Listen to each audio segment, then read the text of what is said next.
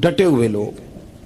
سرکار نے فلاح انسانیت کے لیے جو دوسرا کام کیا نا، وہ لوگوں کو احساس دلایا ہے کہ اگر غلطی ہو جائے تو تم نے بندوں کے سامنے اپنے آپ کو کلیئر نہیں کرنا، تم نے تو رب کے سامنے اپنے آپ کو کلیئر کرنا، اللہ کے سامنے تم نے بچنا ہے کہ میرا گناہ معاف. اور حضور احساس پیدا کرتے تھے. بخاری شریف میں قبیلہ غامدیہ کی اس عورت کا تذکرہ موجود ہے جو خود آئی تھی، کوئی گرفتار کر کے نہیں لایا تھا، وہ از خود آئی. احساس پیدا ہو گیا نا گناہ کا. یہاں بہت ساری غلطیاں کر کے بھی لوگ جب اپنی بات کرتے ہیں تو کہتے ہیں کبھی یاد تو نہیں کسی کے ساتھ زیادتی کی ہو، یاد تو نہیں کبھی کسی کا. بھئی آپ نے اتنے بڑے ولی ہونے کا دعویٰ کر دیا. انسان تو انسان رہتا ہے. بڑے بڑے لوگ کہہ گئے کہ یا اللہ اگر انجانے میں بھی بھول گئے ہیں تو ہم سے درگزر فرما. لیکن جب ہم تیار ہی نہیں ماننے کو.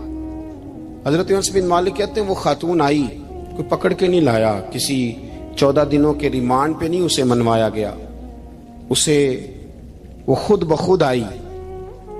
اور کریم محبوب علیہ السلام کے سامنے جب وہ کھڑی ہوئی تو اتنے درد سے میں نے کم لوگ روتے دیکھے ہیں جس درد سے وہ روئی.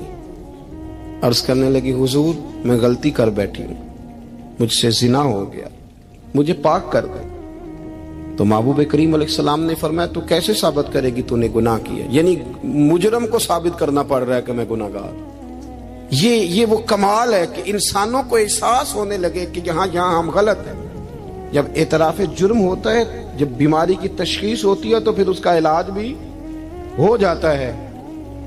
حضرت انس بن مالک کہتے ہیں وہ عرض کرنے لگی حضور میرے پیٹ میں ناجائز بچہ ہے. حضور نے فرمایا جا جب بچہ پیدا ہو تو پھر آنا. وہ 8 ماہ کے بعد آئی تو اس کی گود میں پھول سا بچہ تھا. حضور نے فرمایا واپس جا، جب روٹی کھانے لگ جائے تو پھر آنا. وہ 2 سال 2.25 سال دودھ پلاتی رہی. پھر جب آئی تو بچے کے ہاتھ میں روٹی کا ٹکڑا تھا. کریم محبوب صلی اللہ تعالی علیہ وسلم سے آ کے جب اس نے بات کی تو وہ درد سے روئی، کہنے لگی یا رسول اللہ 3 سال ہونے کو ہیں، میں نے گناہ کیا ہے، میں ساری رات سو نہیں پاتی. حضور تڑپتی اگر اس حال میں مر گئی تو اپنے رب کو کیا منہ دکھاؤں، مجھے پاک کر دے، میرے حال پہ رحم فرمائے. محبوب کریم صلی اللہ علیہ وسلم نے بچہ ایک صحابی کو دیا، فرمایا بچوں کی طرح پالنا، اور کہا اسے لے جاؤ، پتھر مار مار کے اسے سنسار کر دو. صحابہ کہتے ہیں اسے پتھر لگ رہے تھے اور حضور بے چینی کے ساتھ ٹہل رہے تھے. آ کے خبر دی حضور وہ تو وصال کر گئی، انتقال ہو گیا. فرمایا یہاں تک تو بات اس کی تھی. حضرت انس بن مالک کہتے اب محبوب کریم نے صحابیات سے فرمایا اسے غسل دو، کفن پہناؤ، جنازہ تیار ہو جائے تو مجھے خبر کرنا. حضرت انس بن مالک کہتے ہیں غسل ہوا، کفن ہوا، جنازہ تیار ہوا تو حیران ہم تب ہوئے جب میرے محبوب نے فرمایا صفے بناؤ میں خود جنازہ پڑھاؤں گا، میں خود جنازہ پڑھاؤں. اور سرکار نے جنازہ پڑھایا تو ایک شخص کی زبان سے نکلا حضور اس ملعون کا معاذ اللہ جنازہ جس نے ناجائز بچہ جنا، اس کے لیے آپ دعا کر رہے ہیں، جنازہ پڑھا. حضور فرمانے لگے خاموش ہو جاؤ، تم نے گناہ دیکھا ہے اس کا احساس نہیں دیکھا، تم نے غلطی دیکھی ہے لیکن اس کی توبہ کا انداز نہیں دیکھا. اور صاحب کنز العمال نے یہ لفظ نقل کیے ہیں کہ کریم محبوب فرمانے لگے اس نے تو ایسی شاندار توبہ کی ہے کہ اگر میں اپنی ساری امت میں بانٹ دوں تو اللہ سب کی مغفرت فرما دے گا. احساس جب پیدا ہو جاتا ہے نا اپنے دل کے اندر کہ یہاں میں غلط ہوں. ان العبد اذا اعترف ثم تاب تاب اللہ علیہ او کما قال نبی صلی اللہ علیہ وسلم رواہ مشکات. حضور نے فرمایا جب کوئی بندہ کہتا ہے نا اللہ میں بھول گیا تھا اور پھر وہ توبہ کرتا ہے تو رب اس کی توبہ کو فوراً ہی قبول فرما لیتا ہے. حضرت عبداللہ بن حذافہ جہاد کر رہے تھے، روم کے عیسائیوں نے گرفتار کر لیا. 1000 آدمی نے مل کے پکڑا، گرفتار نہیں ہوتے تھے صحابی. 1000 آدمی نے گھیرا ڈالا، گرفتار کر کے لے گئے. اور جب بادشاہ کے سامنے گئے تو وزیر کہنے لگا بادشاہ بندہ بڑے کام کا ہے، اگر ہمارے قابو آ گیا تو فائدہ دے گا. صحابی ہیں حضرت عبداللہ بن حذافہ، حضرت فاروق اعظم کا زمانہ ہے، اگر قابو آ گیا تو فائدہ دے گا. بادشاہ کہنے لگا کیوں، کیا خوبی ہے؟ کہنے لگے ہم 1000 آدمی تھے، یہ اکیلا قابو نہیں آ رہا تھا، 1000 آدمی تھے، اگر ہماری فوج میں شامل ہو گیا تو بہت بڑا جرنیل ملے گا. بادشاہ کہنے لگا کوئی مسئلہ نہیں، 2-3 چیزیں ہوتی ہیں بندے کو خریدنے کے لیے، خرید لیتے ہیں. بادشاہ کہنے لگا عبداللہ جتنی دولت تجھے چاہیے میں تجھے دے دیتا ہوں، میرے لشکر میں آ جا، معاذ اللہ اسلام چھوڑ دے۔ حضرت عبداللہ بن حذافہ کیا فرماتے ہیں؟ فرماتے ہیں بڑا تو بیوقوف ہے، میں نے دولت کمانی ہوتی تو مدینے میں بیٹھ کے تجارت کرتا، میں دولت کمانے نہیں نکلا، میں تو رسول اللہ کی رضا کمانے کے لیے نکلا ہوا ہوں۔ دولت کمانی ہوتی تو کسی مارکیٹ میں ہوتا، میدان میں آنا تھا۔ شہادت ہے مطلوب مقصود مومن، نہ مال غنیمت نہ کشور کشائی۔ یہ دولت تو لونڈی ہے رسول اللہ کے دروازے کی، یہ تو پیچھے پیچھے پھرتی ہے نبی پاک کے غلاموں۔ یہ کمانی ہوتی تو میں کسی مارکیٹ میں ہوتا، میدان میں تھوڑا ہوتا۔ عبداللہ بن حذافہ سے دوسری چال چلی، کہنے لگے میاں عہدہ جو تجھے چاہیے، میں بادشاہ ہوں، میرے نیچے جو عہدہ تو کہے گا وہ تجھے مل جائے گا۔ حضرت عبداللہ بن حذافہ کہنے لگے شاید تجھے پتا نہیں میری تعریف کیا ہے، شاید تو جانتا نہیں میری تعریف کیا ہے۔ کہا صاحب کی کیا تعریف ہے؟ کہنے لگے میں رسول اللہ کا صحابی ہوں، اور کائنات میں سب سے بڑا عہدہ مصطفیٰ کے صحابی ہونے کا عہدہ ہے۔ صحابہ وہ صحابہ تھے جن کی ہر صبح عید ہوتی تھی، خدا کا قرب حاصل تھا، نبی کی دید ہوتی تھی۔ فرمایا میں نے حضور کے جلوے دیکھے ہوئے ہیں، مجھے عہدے کی ضرورت ہی نہیں، اور میں نے عہدہ لینا ہوتا تو میں سیاست کرتا، میں تو شہادت لینے نکلا ہوں میدان میں، عہدے کا میں نے کیا کرنا ہے۔ اب بادشاہ کہنے لگا اسے قتل کر دو۔ وزیر کہنے لگا نہیں، ایک بات اور ہے، مجھے ایک چال اور چلنے دو۔ کہا وہ کیا؟ کہنے لگے میری بیٹی بڑی خوبصورت ہے، مجھے موقع دو اپنی ہی بیٹی کو سجا بنا کے، وہ جوان جس کی جوانی اتنی بڑی ہے کہ 1000 آدمی مقابلے میں کھڑا نہیں ہوتا، اس جوان کے کمرے میں رات کی تنہائی میں بنا سوار کے بی بی کو بھیجا۔ وہ بی بی کہتی ہے میں ساری رات بن سور کے اس صحابی کے کمرے میں بیٹھی رہی، لیکن یہ کیا شخص تھا، ساری رات ہی مسلح پہ بیٹھا رہا، ساری رات ہی، کچھ دیر تھک جاتا تو یہ کریم رسول پہ درود پڑھنا شروع کر دیتا۔ بی بی کہتی ہے سحری ہو گئی تو میں نے چھو کے دیکھا کہ انسان ہے کہ جن ہے، یہ بندہ ہے کہ فرشتہ ہے، چھو کے دیکھا۔ کہنے لگے پیچھے ہٹ جا۔ میں نے کہا میں نے تو سنا تھا تو 1000 کے مقابلے میں ہے، اور تو اتنا بے حس ہے کہ بنی صبری دلہن بیٹھی ہے، تو نے نظر نہیں کی؟ عبداللہ بن حذافہ، بی بی کہتی ہے نظر پھر نہیں اٹھائی، نظر پھر جھکی ہوئی ہے۔ کہنے لگے بی بی میں مجبور ہوں، اب میرے اوپر کوئی حسن نہیں چلتا، میں نے جلوائے بدوہا کا دیدار کیا ہوا ہے، اب میری نگاہوں میں جچتا نہیں کوئی، اس لیے کہ جیسے میرے سرکار ہے ایسا نہیں کوئی۔ کبھی بھی اب نہیں کسی کا میرے اوپر جادو چلتا، میں نے مصطفیٰ کو، اور کہا ذرا پیچھے ہٹ کے بیٹھ، مجھے میرے رسول نے غیر محرم سے بچنے کا حکم دیا ہے، ذرا پیچھے ہٹ کے بیٹھ۔ سحری کا وقت تھا، وہ بی بی کہتی ہے اس نوجوان کے جملے میرا سینہ چیر گئے، کلیجہ پھٹ گیا، چیخ نکلی، میں کفر کے عالم میں روئی۔ میں نے کہا مجھے بتا تو صحیح، آخر یہ جذبہ کہاں سے ملتا ہے، آخر یہ روشنی تو میں نے دیکھی نہیں، کہاں سے آتی ہے؟ ایک میرا باپ ہے جو بنا سور کے مجھے تیرے کمرے میں چھوڑ گیا، بتلا یہ کہاں سے کیف آتے ہیں؟ عبداللہ بن حذافہ کہنے لگے اگر کیف لینا ہے تو تو بھی میرے مصطفیٰ کا کلمہ پڑھ جا، آجا دروازے رسول پہ جھک جا، مل جائے گا۔ سویرے دروازے پہ باپ آیا بیٹی سے رزلٹ لینے، دروازہ کھولا تو بیٹی نقاب پہنے باہر آئی۔ باپ کہنے لگا کیا بلا؟ کہنے لگی پیچھے ہٹ جا، تو غیر محرم ہے، کافر ہے، میں مسلمان ہوں۔ اس نے کہا کیا ہوا؟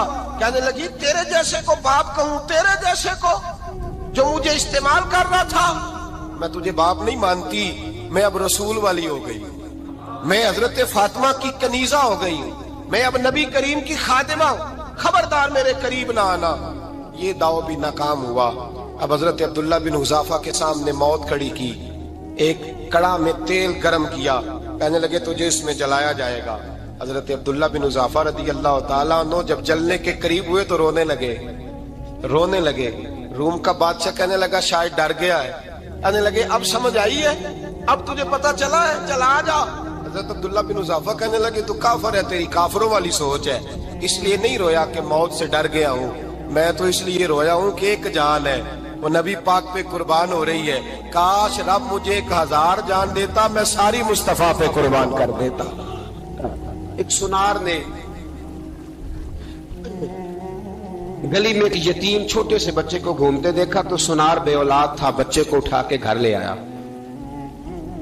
18 سال اس بچے کی پرورش کی، اس کو پالا پوسا جوان کیا۔ سونار کے پاس وہ دکان پہ چلا جاتا، وہ کئی دفعہ دکان پہ رہتا، کئی دفعہ گھر میں رہتا۔ ایک دفعہ وہ دکان پہ تھا، بچہ گھر تھا، 18 سال کا جوان، اس کی بیوی اکیلی تھی۔ وہ جس نے ماں بن کے پالا تھا اس نے اسی پہ حملہ کر دیا، اس کا بازو بری نیت سے تھاما، بیوی چیخی۔ تھوڑی دیر گزری تو وہ نوجوان پیروں میں بیٹھ گیا، کہنے لگا اماں پتہ نہیں مجھے کیا ہوا۔ شام کو سونار آیا، بیوی چیخنے لگی، چلانے لگی، کہنے لگی آج عجیب بات ہوئی، جس کو میں نے جگر کا خون دے دے کے پالا اسی نے گندی نظر ڈالی۔ سونار محو حیرت ہے، بیوی کا خیال تھا کہ لاٹھ اٹھائے گا، ڈنڈا اٹھائے گا، نوجوان کو مارے گا، لیکن وہ رونے لگ گیا۔ اس نے کہا آج اس نے میرا بازو تھاما ہے، جانے کیا کیا ہے۔ پریشان ہونے لگ گیا، سجدے میں گر گیا، کہا تو بتاتا کیوں نہیں؟ تو وہ سونار کہنے لگا اس کی غلطی نہیں، 18 سال کے بعد آج مجھ پر بھی شیطان سوار ہوا تھا۔ ایک عورت آئی تھی، وہ اپنے بازوؤں میں چوڑیاں پہننا چاہتی تھی تو میں نے بھی گندی نظر سے ہاتھ ڈالا تھا، رب کریم نے مجھے فوراً اس کی سزا دی۔ جن کے گھروں میں بیٹیاں ہوتی ہیں ان کی نظریں گندی نہیں ہوتی، جو بیٹیوں کے باپ ہوتے ہیں، جو بہنوں کے بھائی ہوتے ہیں، ان کی نظریں گندی۔ اور اگر تو ٹیلی فون کرتا ہے، تو کسی عورت کے ساتھ تعلق رکھتا ہے تو یہ بات لکھ لے، امام فخر الدین رازی 1، علامہ اسماعیل حقی 2، ملا جلال الدین رومی 3، امام خازن 4، امام جلال الدین سیوطی 5 حدیث کے استاد اور محدث لکھتے ہیں کہ اگر تو کسی پر گندی نظر ڈالے گا تو تیرا گھر بچ سکتا، یاد رکھ نہیں بچے گا، اس لیے کہ تیری نظر کسی کی بیٹی کو بیٹی سمجھ تاکہ تیری بچی کا پردہ قائم رہے، کسی کی بہن کو۔ یہ کیا بات ہوئی کہ تو جتنا مرضی گند معاشرے میں پھیلاتا رہے تیرا گھر بچا رہے؟ یہ کیسے ہو سکتا ہے؟ فَإِنَّ لَهُ مَعِيشَةً ضَنْكَ، اللہ فرماتے ہیں زندگی تنگ ہو جائے گی تیرے لیے مشکل، تو ڈھونڈتا پھرے گا کہ میں مرنے کو جگہ تلاش کروں۔ سچی توبہ کرے، کھری توبہ کرے۔ یہ گناہ انسان کو مجبور کر دیتے ہیں۔ حضرت عبداللہ بن مبارک رحمت اللہ تعالی علیہ، ان کے سینکڑوں شاگرد تھے، ایک شاگرد کے انتقال کا وقت آیا تو گھر گئے ملنے۔ آپ کہتے ہیں میں نے زور لگا لیا پر اس کی زبان پر کلمہ جاری نہیں ہوا۔ میں اسے کہتا کلمہ پڑھ پر اس کی زبان پر جاری۔ اللہ اکبر، بہت بڑی نعمت ہے، دعا فرمائیں اللہ ایمان کی موت عطا فرمائے، ایمان کی موت دے اللہ کریم، ایمان کی موت دے۔ ایسے بھی لوگ دیکھے ہیں، مسجد نبوی ہے، رسول اللہ کا شہر ہے، سر سجدے میں ہے، روح پرواز کر گئی، روح پر کتنا نصیبوں والا ہے، کتنا نصیبوں والا ہے کہ مسجد نبی میں سر سجدے میں رکھا ہے اور اللہ تبارک و تعالیٰ نے محبوب کے قدموں میں موت عطا فرمائی۔ تو حضرت عبداللہ بن مبارک کہتے ہیں میں نے اس کو کہا کلمہ پڑھ تو اس کی زبان پہ جاری نہیں ہوتا۔ میں بار بار کہتا تو وہ منت کرتا، کہتا حضور میں کوشش کرتا ہوں جاری نہیں ہوتا۔ فرماتے میں پریشان ہو کے اٹھا، ابھی میں دروازے پہ پہنچا تھا اس نے چیخ ماری اور روح پرواز کر گئی۔ بچے رونے لگے، بیوی رونے لگی، تو میں نے اس کی بیوی سے کہا کہ جرم کیا کرتا تھا، اتنا بڑا پاپی پہ کلمہ جاری نہیں ہوا۔ اس کی زوجہ کہنے لگی حضرت جی 2 گناہ تھے اس کے، ایک تو یہ شراب کا عادی تھا، روکتی تھی باز نہیں آتا تھا، اور دوسری بات یہ کہ یہ اپنی اماں کا نافرمان تھا، وہ 2 گلیاں چھوڑ کے رہتی ہے، یہ کبھی ملنے نہیں گیا تھا، اس بوڑھی کا کلیجہ اس کی طرف سے بڑی تکلیف میں تھا۔ تو حضرت عبداللہ بن مبارک کہنے لگے جا تو بھی دعا کر اور اس کی ماں کو بھی کہہ دعا کرے کہ یہاں تو یہ کلمہ نہیں اسے نصیب ہوا، اللہ کرے اللہ آخرت کی منزلیں اس کی بہتر فرما دے۔ یہ حدیث سنانے لگا ہوں، حدیث ہے، حدیث رسول ہے۔ جوان خاص کر کے ذرا میری بات پہ توجہ کریں اور بزرگ خاص کر توجہ کریں جنہوں نے تربیت کرنی ہے۔ سنیں، حضور کی بارگاہ میں ایک نوجوان آیا ہے، یہ سنگ میل ہے حدیث، اس کو یاد رکھنا۔ عرض کی حضور میں سارے گناہ چھوڑ سکتا ہوں، زنا نہیں چھوڑتا، حضور مجھے زنا کی اجازت ہونی چاہیے۔ میرے حبیب نے تھپکی دی، بٹھا لیا۔ میں کہتا ہوں حضور نے گناہگاروں کو معاشرے سے کاٹا نہیں، ان کی تربیت فرمائی ہے، ان کی تربیت فرمائی ہے، ان کو قریب فرمایا۔ میرے حبیب کریم صلی اللہ علیہ وسلم نے فرمایا ادھر آ بیٹھ جا، بیٹھ گئے۔ حضور نے فرمایا تو پسند کرتا ہے تیری ماں کے ساتھ کوئی بدکاری کرے؟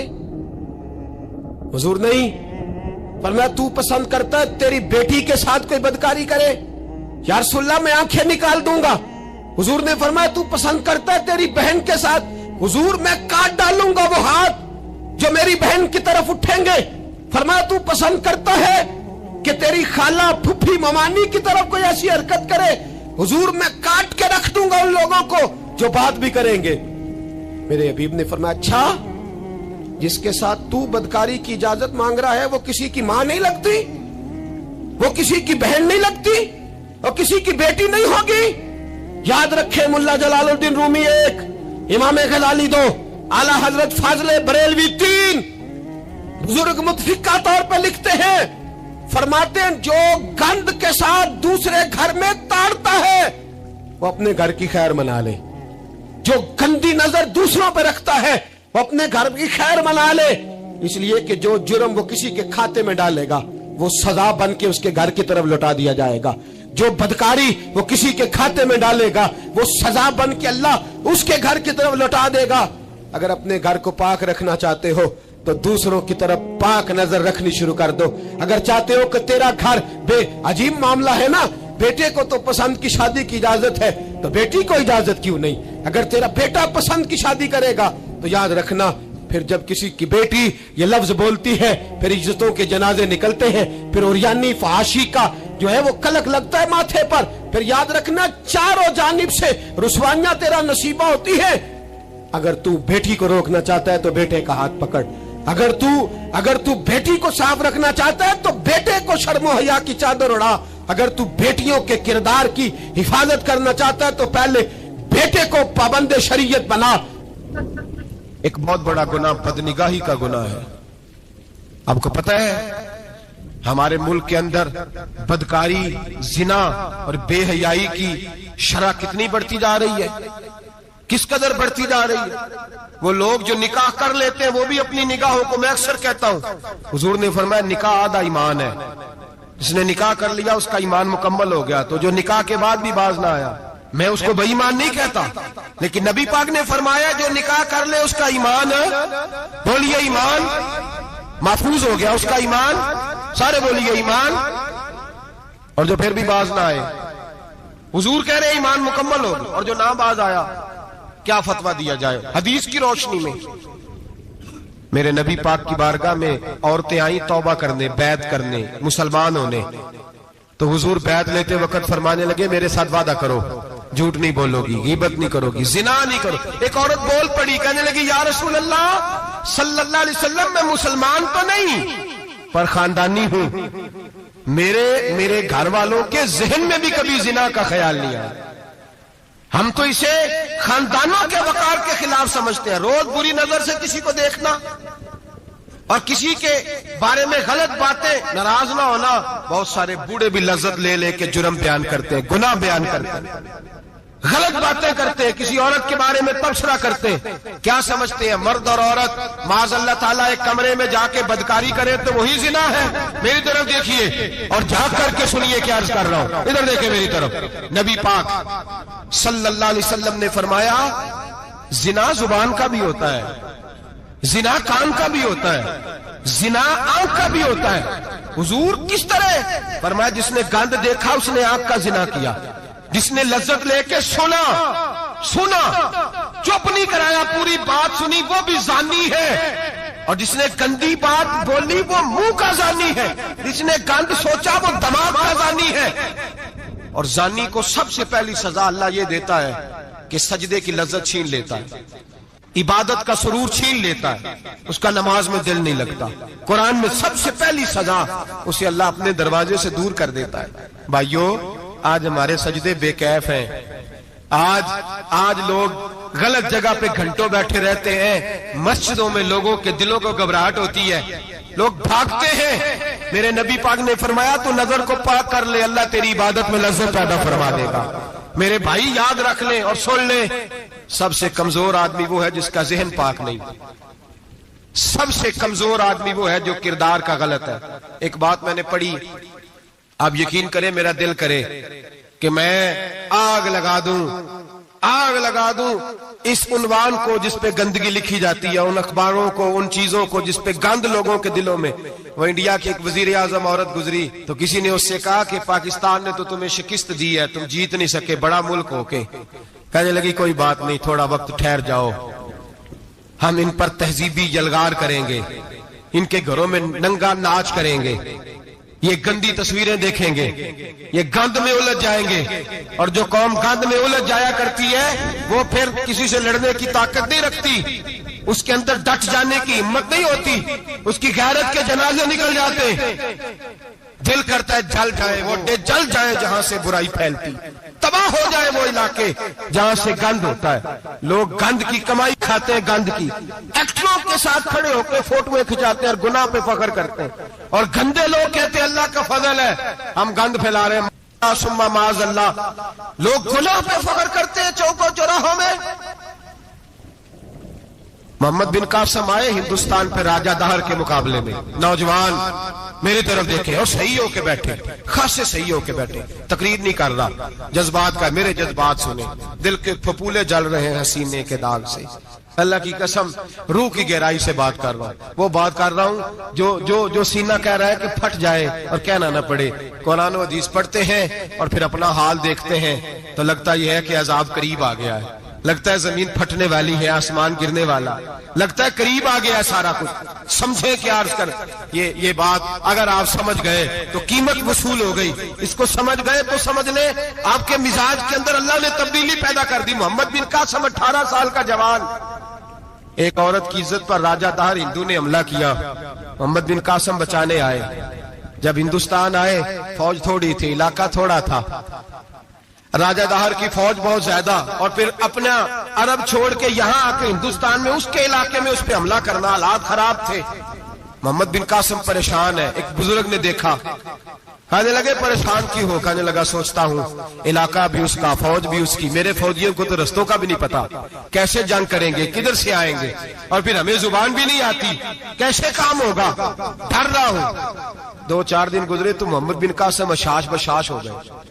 और बुजुर्ग कहने लगे खैर है, बड़े मुतमईन हो गए हो? कहने लगे बस राजा दहर हमसे मुकाबला नहीं कर सकता, राजा दहर हमारे मुकाबले में खड़ा नहीं हो सकता, वो गिरा के गिरा, वो लड़खड़ाया के लड़खड़ाया, रेजा रेजा हो जाएगा। आपको कैसे खुशखबरी मिल गई? कहने लगे मुझे पता चला है कि राजा दहर जहन का गंदा है, वो तो चचा की बेटी को नहीं छोड़ता, मामू की बेटी को नहीं छोड़ता, खाला की बेटी को गंदी नजर से देखता है। जिसका जहन गंदा होता है वो किसी का मुकाबला नहीं कर सकता, हमें फतह होगी, फतह, वो गिरेगा। वो बुजुर्ग कहते हैं मैं समझ गया कि वाकई से फतह होगी। आज कश्मीर क्यों आजाद नहीं हो रहा, फलस्तीन में आग क्यों लगी हुई है? मुसलमान जब तक जहन का गंदा है, कमजोर है, जब तक जहन का नापाक है, कमजोर है। हजरत साद बिन अबी वकास रजी अल्लाह ताला अन्हु फरमाया करते थे, अल्लाह मुसलमान की मदद उतनी देर तक करता रहता है जितनी देर तक मुसलमान का जहन साफ रहता है, किरदार पाक रहता है। आग इसलिए मुआशरे में लगी है। नौजवानों तुम कहते हो कामयाबियां नहीं मिलती, उसे कैसे कामयाबी मिल सकती है जिसका जहन ही साफ नहीं? वो कैसे दुनिया की बाजी जीत सकता है जिसकी निगाह ही पाक नहीं? वो कैसे आगे बढ़ सकता है जिसके किरदार में पाकीज़गी नहीं? अपने आप को पाक कर लो, अल्लाह हर मुश्किल में तुम्हारी मदद फरमाएगा, हर रास्ते में तुम्हारी मदद फरमाएगा।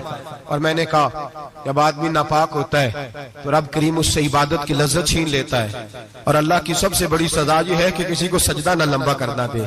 रब करीम सबसे ज्यादा उससे नाराज है जिसको कुरान पाक के खोलने की तौफीक ना हो। सबसे ज्यादा रब करीम उस शख्स से नाराज है जो अल्लाह की बारगाह में झुकने की लज्जत छोड़ जाए। मेरे नबी पाक सैयद आलम अलैहिस्सलाम के सहाबा लंबी इबादतें करते थे, लंबी। किसी ने कहा था रूम के बादशाह थे कि ये मुसलमान फातेह क्यों हो जाते हैं? तो उसने कहा मैंने मौला अली के जमाने में जासूसी कराई थी, पता किया था कि हर मैदान में कामयाब क्यों होते हैं। तो कहते मैंने देखा ये दिन के मुजाहिद होते हैं पर रात के आबिद होते हैं। अब आगे बढ़ते हैं। कुरान मजीद ने सूरह नूर की आयत नंबर 30 में कहा कि कुल लिल मुमिनीन यगुद्दु मिन अबसारिहिम, फरमाया कि ए महबूब अलैहिस्सलाम मोमिन मर्दों से कह दो कि अपनी नजरें झुका के रखें। اپنی نظریں. اور اگلی آیت میں فرمایا وَقُلْ لِلْمُؤْمِنَاتِ يَغْضُضْنَ مِنْ أَبْصَارِهِنَّ. فرمایا کہ اے محبوب مومن عورتوں سے بھی کہہ دو کہ اپنی نظریں جھکا. مرد بھی اپنی نظر جھکا کے رکھے گا عورت کی طرف، لیکن یہ ساری پابندی صرف مرد پر نہیں، عورت بھی غیر محرم کا چہرہ نہیں دیکھے گی، اس پر بھی اسی طرح نظر جھکانے کا حکم ہے جس طرح کہ وہ ہر دکاندار کو بھائی جان کہہ کے گفتگو کرنے کی اس کو بھی اجازت نہیں ہے کہ وہ بھی وہ سمجھے کہ پابندی تو مرد نے کرنی تھی، میں نے تھوڑی کرنی تھی.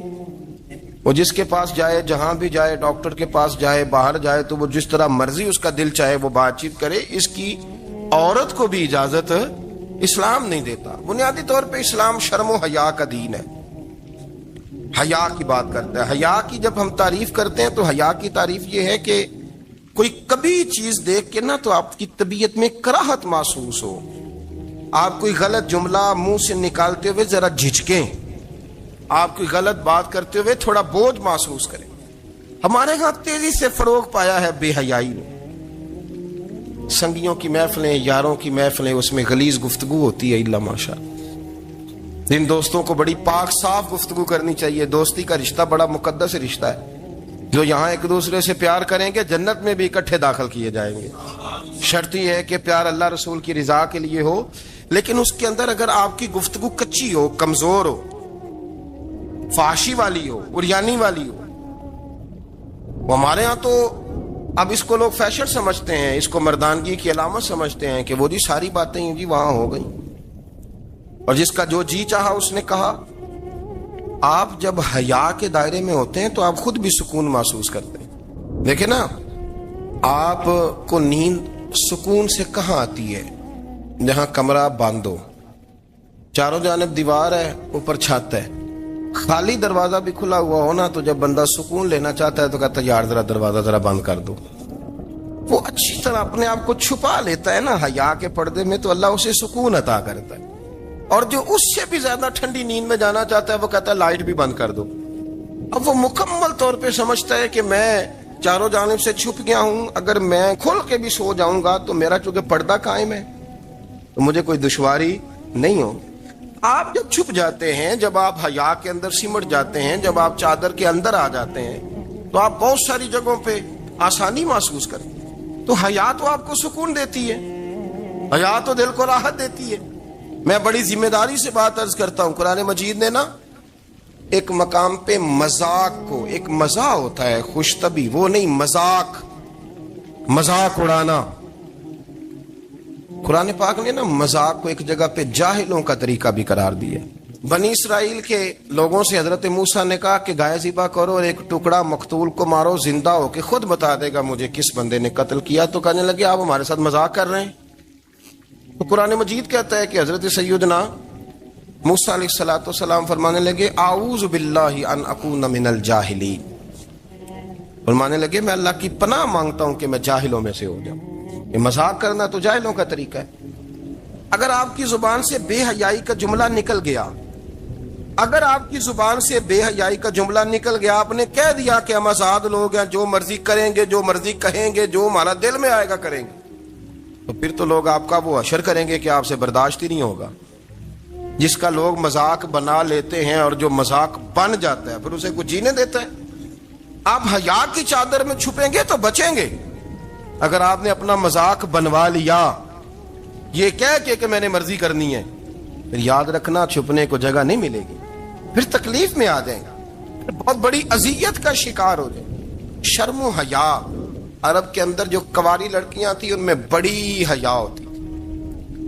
الحمدللہ میں بڑے فخر سے کہتا ہوں کہ میرے پنجاب کی، میرے پاکستان کی بیٹیاں بھی 20 دفعہ ان کا ابا کہے تیری شادی کرنی ہے تو وہ آنکھ نہیں اٹھا پاتی آج بھی.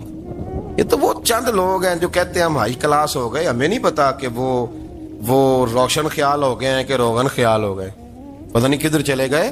ورنہ ہماری بیٹیاں آج بھی جب ان سے ان کا باپ، ان کی ماں بات کرتی ہے تیری شادی کی تو وہ تو شرم کے ساتھ پچھلے سے پچھلے کمرے میں چھپتی ہیں. یہ اللہ نے فضل کیا ہوا ہے اس ملت پر. تو عرب کی لڑکی بڑی حیا والی ہوتی تھی، اس سے کوئی بات کرنی پڑتی تھی تو 20 دفعہ بات کی جاتی. फिर भी वो औरत छुपती फिरती थी।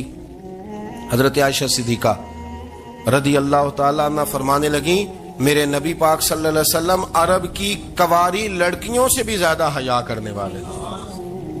कादी एजाज मालकी ने, शेख अब्दुल हक मुहद्दिस देलवी ने, दीगर बुजुर्ग जो सीरत निगार गुजरे, उन्होंने लिखा है कि नबी पाक सल्लल्लाहु अलैहि वसल्लम के अंदर 100 मर्दों से ज्यादा ताकत थी। 100 मर्दों से ज्यादा ताकत। अब जो बात कहने लगा हूं, जो नतीजा देने लगा हूं, उस पर खास तवज्जो आप फरमाएंगे। जरा फिक्री तौर पर, नजरियाती तौर पर एक चीज को समझिए। हम समझते हैं कि जवान लड़का है जी, जो मर्जी करे, उम्र है जी। आप जरा बात पर गौर कीजिएगा कि हुजूर सल्लल्लाहु अलैहि वसल्लम में ताकत 100 मर्दों से ज्यादा है और हया कवारी लड़कियों से भी ज्यादा है। जरा इस बात का तकाबुली जायजा कीजिएगा कि ताकत 100 मर्द से ज्यादा है, लेकिन हया कवारी लड़की से भी ज्यादा है। इसका माना इसका माना ये हुआ कि जिस टहनी को फल ज्यादा लग जाते हैं वो झुका करती। तो हया तो हुस्न है, हया तो आपको पाक साफ करेगा, हया तो आपको निराला करेगा, अनोखा करेगा। वो हमारे एक दानिशवर है, तुमने मजमून लिखा, कई बातें बड़ी पसंद आती हैं। वो कहते हैं कि मेरी अहलिया, उनको भी किसी ने ना मिस गाइड कर दिया था, हालांकि अच्छी खातून है, किसी ने मिस गाइड कर दिया। वो भी समाजी और वेलफेयर, और ये खवातीन को शौक होता ना बनने का, तो वो भी समाज के अंदर अच्छा मकाम तलाश करने के मूड में आ गई। तो कहीं एक दिन जाना था तो बड़ी बन सवर के मेरे साथ वो गाड़ी में बैठ गई। तो मैं गाड़ी में, औरतों को ये भी मसला होता है ना कि हमारी तारीफ करो, तो कई दफा बाद मर्दों बेचारों को झूठ बोलना पड़ता है, वो जबरदस्ती कराती है ना जी। तो उसमें गुंजाइश भी दी है शरीयत ने गुंजाइश दी है कि कभी बीवी को राजी करने के लिए खिलाफ वाक़या बात करनी पड़े तो कर लेनी चाहिए। तो वो कराती भी हैं। 3 मौके पर खिलाफ वाक़या बात करने की इजाजत है।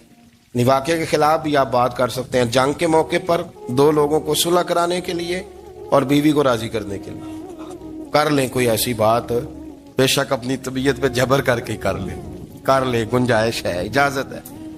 वो कहते हैं जब वो गाड़ी में मेरे साथ बैठी बन सवर के, वो तकाजा करने लगी कि मैंने मतलब बड़े अच्छे कपड़े पहने हैं पर आपने तवज्जो नहीं कराई। वो सियाना बंदा था, वो चाह रहा था कि मेरी खातून समझ जाए।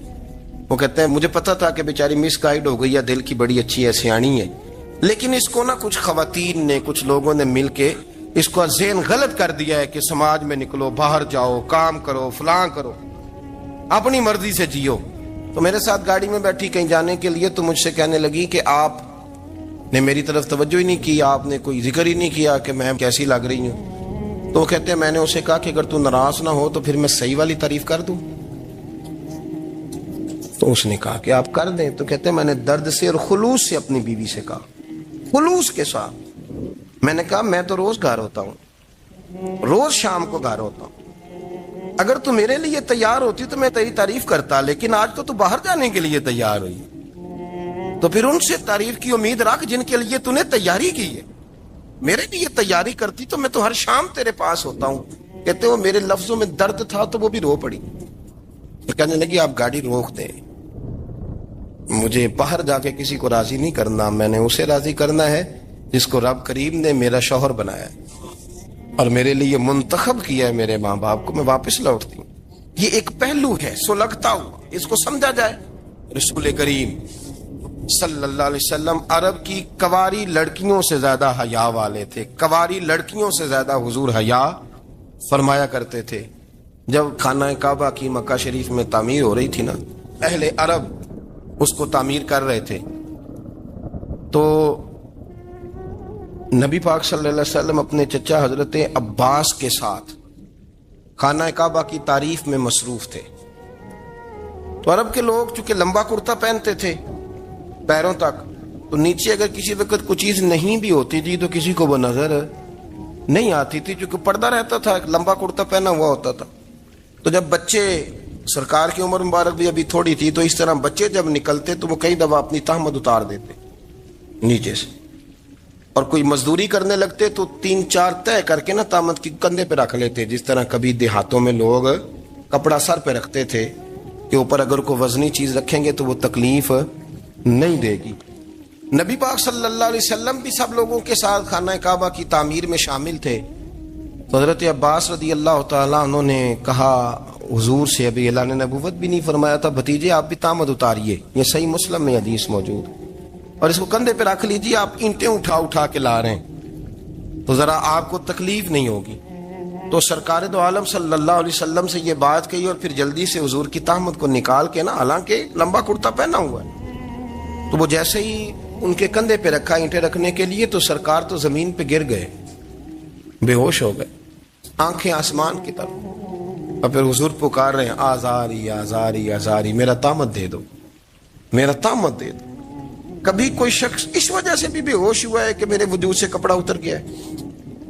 حالانکہ سرکار پر وہ بے ہوشی بھی نبی پاک کا وہ جو غلبہ ہے نا شرم و حیا کا، اس کی وجہ سے ہو، ورنہ تو حضور فرماتے ہیں کہ میری آنکھیں سو جاتی ہیں، دل تو میرا اس عالم میں بھی جاگتا رہتا ہے. تو سرکار زمین پہ تشریف لے آئے، آنکھیں میرا تامت دے دو، میرا تامت دے دو. تو جلدی سے انہوں نے تامت دیا تو حضور نے باندھ لیا. پھر طبیعت مبارک میں تسلی ہوئی. یعنی ہم اس رسول کے غلام ہیں کہ جن کے تو وجود سے کپڑا اتر جائے تو حضور برداشت نہیں کرتے، قبول نہیں فرماتے، تکلیف شروع ہو جاتی. لیکن یہاں نوجوان ہیں اور بڑا قد کاٹ ہے اور بڑے بڑے سمجھدار لوگ ہیں، گرمی آتی ہیں تو شارٹ کپڑے پہن کے گھومتے ہیں. ان کو خیال نہیں کہ یہ وہ والا لباس ہے جو باہر تو کیا گھر میں اماں کے سامنے نہیں پہننا چاہیے، بہنوں اور بیٹیوں کے سامنے نہیں پہننا چاہیے. آپ کی گفتگو میں شرم و حیا ہو، آپ کے لب و لہجے کے اندر حسن ہو. آپ کو پتہ ہے نبی پاک صلی اللہ علیہ وسلم نے فرمایا میری امت میں سب سے زیادہ حیا کرنے والے عثمان غنی ہیں. عثمان غنی سب سے زیادہ حیا کرنے والے. آپ فرمایا کرتے تھے جب سے حضور کا چہرہ دیکھا ہے میں نے کبھی اپنی شرمگاہ بھی نہیں دیکھی، میں نے آنکھوں کا وضو نہیں توڑا، اور جب سے حضور کے دست مبارک میں میں نے بیعت کے لیے سیدھا ہاتھ بڑھایا تو پھر سیدھا ہاتھ میں نے کبھی گندگی کو نہیں لگایا. حیات. آپ باتھ روم کے اندر بھی غسل فرماتے تھے تو کپڑوں سمیت کرتے تھے. کسی نے کہا حضرت جی واش روم کے اندر کیوں نہیں کپڑے اتارتے؟ آپ فرمانے لگے باہر بندوں سے حیا کرتا ہوں، اندر جاتا ہوں تو رب سے حیا آنی شروع ہو جاتی، وہ تو دیکھ رہا ہے نا. تو میں جو بات آپ کی خدمت میں عرض کرنا چاہتا ہوں اس کو آپ سمجھیے گا میرے عزیز، کہ شرم والا مزاج، گفتگو بھی شرم والی، آنکھیں بھی شرم والی، لباس بھی شرم والا، دوستی یاری بھی شرم والی، بہت ساری ایسی باتیں. دیکھیں نا آپ ذرا، میں نے کہا کہ باتوں کو سن کے گزر نہ جایا کریں، اس کی گہرائی پر غور کریں. حضور علم کا سمندر ہے، سرکار سے زیادہ علم دنیا میں کسی کے پاس موجود نہیں ہے، اور صحابہ کو موقع ملا ہوا ہے اس سمندر سے فیض لینے کا. لیکن ان کی حالت یہ ہے کہ حضرت علی المرتضیٰ فرماتے ہیں 14 دن گزر جاتے. حضور سے کوئی سوال پوچھنا ہوتا تھا پر میں شرم کے مارے نہیں پوچھ پاتا تھا. 14 دن بخاری شریف میں موجود ہے. ایک دن نبی پاک صلی اللہ علیہ وسلم نے پوچھا صحابہ سے کہ وہ کون سا درخت ہے جس کے پتے نہیں گرتے، اور وہ درخت اس طرح ہے جس طرح مومن ہوتا ہے، وہ درخت میرے مومن کی طرح بتاؤ. حضرت عبداللہ ابن عمر فرماتے مجھے پتا تھا کہ وہ کھجور کا درخت ہے، لیکن چونکہ ابو بکر صدیق بھی بیٹھے ہیں، عمر فاروق بھی بیٹھے ہیں، مولا علی بھی بیٹھے ہیں، عثمان غنی بھی بیٹھے ہیں، اتنے جید لوگ بیٹھے ہیں، تو مجھے حیا آتی تھی کہ میں کیوں جواب دوں. کہتے سرکار نے کئی دفعہ پوچھا، لوگوں نے کئی اور درخت بتائے، پر فرمایا تمہارا جواب درست نہیں ہے. آپ حیا کے اس پہلو پر غور کریں کہ سوال کا جواب آتا ہے، سوال کا جواب، یعنی مجھے سوال کا جواب آتا اور پھر میں دوں نہ، مجھے بدعزمی نہ ہو جائے گی. یہ کیسے ممکن ہے کہ میری رات گزر جائے مجھے پتا بھی تھا اور میں نے بتایا نہیں. بہت سارے لوگ آ کے بہت ساری باتیں بتاتے ہیں، بہت ساری باتیں وہ سمجھاتے ہیں، تو ہم غور سے ان کا چہرہ دیکھنے لگ جاتے ہیں، کہتے ہیں یار اس کا تو دعویٰ تھا کہ میں سمجھنے آتا ہوں، یہ تو ہمیں سمجھا رہا ہے، چلو الحمدللہ ہم سمجھنے کو تیار ہیں. لیکن میرے عزیز پتہ بھی ہے جواب کا، علم بھی ہے، لیکن فرماتے ہیں میری حیا نے مجھے اجازت نہ دی کہ میں جواب دوں. آپ فرماتے ہیں پھر حضور سے صحابہ نے عرض کی کہ یا رسول اللہ آپ ہی بتا دیں وہ درخت کون سا ہے. تو حضور نے فرمایا بھئی وہ کھجور کا درخت ہے. تو آپ فرماتے ہیں میں دل میں کہہ رہا تھا کہ الحمدللہ میرا جواب درست ہے، حالانکہ میں نے جواب دیا ہی نہیں. تو لفظوں میں حیا، جملوں میں حیا، آنکھوں میں حیا، اٹھنے میں حیا، بیٹھنے میں حیا، چلنے میں حیا ایک خوبصورت حسن ہے. اور نبی پاک صلی اللہ علیہ وسلم نے فرمایا جب تو بے حیا ہو جائے نا پھر تو آزاد ہے، پھر تو جو مرضی کا، پھر تو جو. اس لیے بزرگ جب کسی کو بے حیا کہتے تھے نا، اللہ اکبر، اور جب کسی کو کہتے تھے نا یہ بے حیا ہے تو لوگ سمجھتے تھے کہ کوئی ہلکی سی بات کر دی، لیکن ان کا معنی یہ ہوتا تھا کہ بس بھائی اب اس کے ساتھ کوئی کلام کرنے کی ضرورت ہے، اس کو اب اصلاح کی ضرورت نہیں، یہ بے حیا ہے. کیا معنی؟ کہ اب یہ جو اس کے دل میں آئے گا وہ کرے گا، جو اس کی طبیعت چاہے گی وہ کرے گا، اب یہ کسی پہلو بھی قابو آنے کو تیار ہے، بے حیا ہو گیا.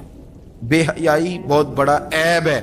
اور جو لوگ کہتے ہیں کہ ہمیں بالکل آزادی ہونی چاہیے، ہمارا اپنا جسم ہے تو ہماری اپنی مرضی چلے گی. ایک وزیر صاحب ہیں، پتہ نہیں میں ان کو جانتا تو نہیں، انہوں نے سینٹ میں تقریر کی ہے، میں نے ان کی بات سنی ہے. اس نے کہا نہیں بھائی، جسم رب کا ہے تو مرضی بھی تو رب کریم کی چلے گی، اور مرضی بھی اللہ کی. یہ مجھے تھوڑا سا مسئلہ ہے جسم پر، کبھی کبھی مجھے کثرت سفر سے الرجی ہو جاتی ہے. میرے ساتھ لوگ نا دل سے پیار کرتے ہیں، شاید ہی کوئی اچھا ڈاکٹر ہو جس تک میرے سنگی مجھے لے کے نہ گئے ہوں، پر جسم اللہ کا ہے نا، مرضی بھی جب چاہے گا صحت دے گا. کیوں کچے کاموں میں لوگ پڑ گئے، کیوں غلط لوگ سوچ میں پڑ جاتے ہیں؟ یہ اسی کا ہے. اور جب وہ چاہے گا، آپ اس بات کو اچھے طریقے سے سمجھ لیں کہ جو اپنی مرضی چوکوں چوراہوں میں کر رہے ہوتے ہیں نا، جو مرضی گندمند، وہ جانور ہوتے ہیں.